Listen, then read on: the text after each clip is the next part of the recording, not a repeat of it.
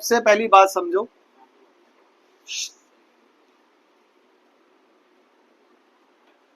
ये क्या है? क्वाड्रेटिक इक्वेशन की स्टैंडर्ड फॉर्म।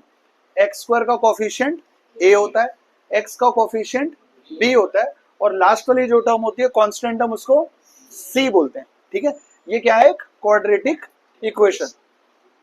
तो अगर हमसे कोई पूछता है कि यार इसके रूट्स क्या होंगे, इसके रूट्स कितने हो सकते हैं?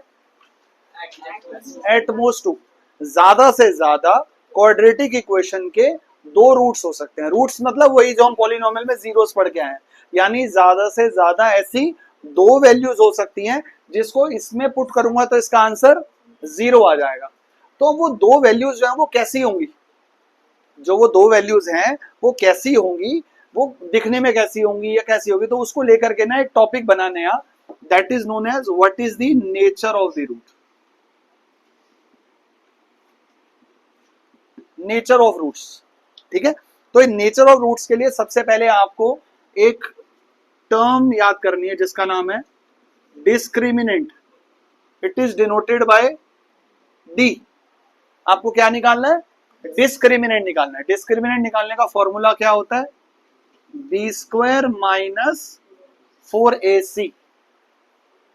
ठीक है, इस क्वेश्चन में सबसे पहले आप क्या निकालेंगे? B square minus 4ac। तो जब बी स्क्वायर माइनस 4ac की वैल्यू निकालोगे तो आउटकम पता है क्या आएंगे? तीन आउटकम आएंगे, या तो पॉजिटिव में आएगा, या फिर जीरो आएगा, या फिर नेगेटिव आएगा। यानी ये पॉजिटिव में आने का मतलब है डी जो है वो हम कह सकते हैं जीरो से बड़ा होगा। पॉजिटिव कौन सा नंबर होता है? जो जीरो से बड़ा होता है वो पॉजिटिव होता है। दूसरा तो एज इट इज है, डी इक्वल टू जीरो। और थर्ड, डी जो होगा वो स्मॉलर देन जीरो होगा। ये तीन केसेस हैं। ठीक है, तो जब पहला केस आएगा, जब डी कभी भी पॉजिटिव में आएगा या जीरो से बड़ा आएगा, तो ये जो इसकी रूट्स निकलेंगे ना, ये रूट्स होंगे रियल एंड डिस्टिंक्ट। इसका क्या मतलब है पता है? रियल एंड डिस्टिंक्ट का मतलब है, पहली बात तो रियल नंबर्स होंगे, चाहे वो रैशनल हो या इररेशनल हो, कोई ना कोई रियल वैल्यू आएगी। डिस्टिंक्ट का मतलब है दोनों अलग अलग वैल्यूज होंगी, दोनों अलग, एक कोई 2 हो सकता है, 3, या कोई भी दो अलग अलग नंबर्स आएंगे। यानी इस स्टेज में अगर बोलूं तो ऐसा कुछ होगा, ये जैसे इसका ग्राफ दो अलग अलग जगह पे इसको कट कर रहा है, तो इसके डिस्टिंक्ट रूट्स होंगे। ठीक है, अगर d इक्वल टू जीरो आएगा, इसका मतलब होगा रियल एंड इक्वल रूट्स। क्या मतलब होगा? Real and equal roots. इसका मतलब है ये जो है ना, ये पक्का एक होल स्क्वायर, किसी ना a minus b whole square या a plus b whole square का फॉर्मूला बन रहा है।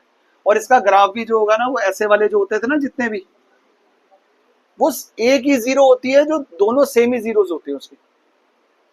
ठीक है, और अगर डी बाई चांस नेगेटिव में आ गया तो इस केस में नो रियल रूट्स।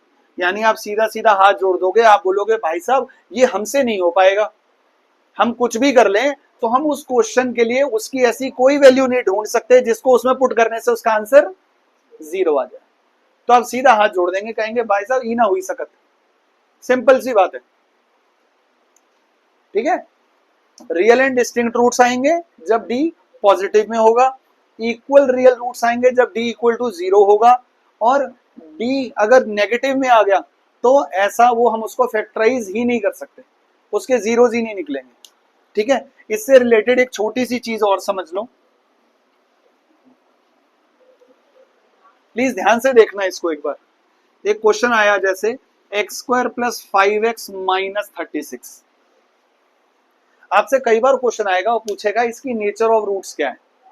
तो आप सारे बच्चे क्या कहोगे? सर आपने सिखाया था बी स्क्वायर माइनस 4ac, निकाल देंगे। 2 मिनट को भी बता देता हूं, है ना। लेकिन आपको एक चीट कोड समझना है छोटा सा। अगर a और c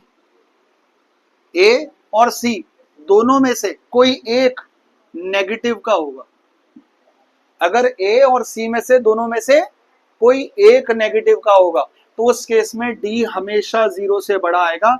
यानी इस केस में इसके पक्का रियल एंड डिस्टिंक्ट रूट्स होंगे।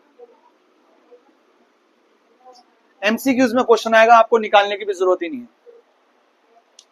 ध्यान समझ में आ गया? क्या चीज है? ए या सी में से कोई एक नेगेटिव होना चाहिए।